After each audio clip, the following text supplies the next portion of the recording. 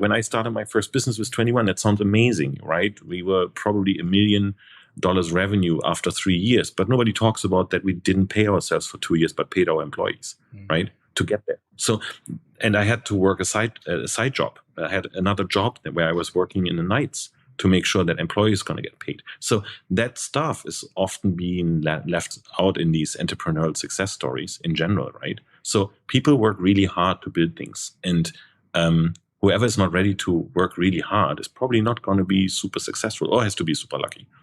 Yeah, absolutely, or both, at that, because that sacrificial part is huge, as you said. You being able to kind of work that job, to be able to kind of help pay for employees. You don't hear those stories. You see the success, you see the finish line, but you don't see all the other things.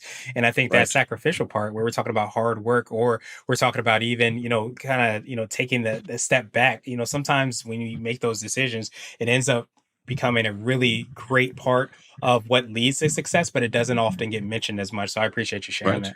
that. Right. And I remember very vivid. And again, like entrepreneurship is probably the best job in the world, because you decide on your own desire of freedom and the level of hard work you put in.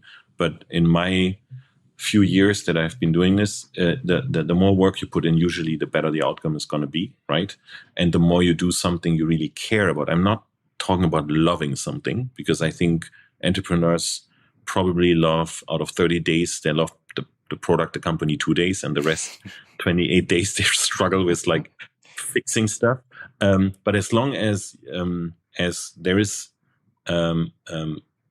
there is not a love but a desire for something, then I think investing time is, as an entrepreneur, is always better from my perspective than signing up for a job you're not happy in, right? But it takes diligence, it takes sacrifice. It's not easy, and a lot of people have tried. But also, I think what's also important is to understand, and a lot of like the last years were dominated by venture capital being throwing money after people, right? And now we obviously have the opposite situation.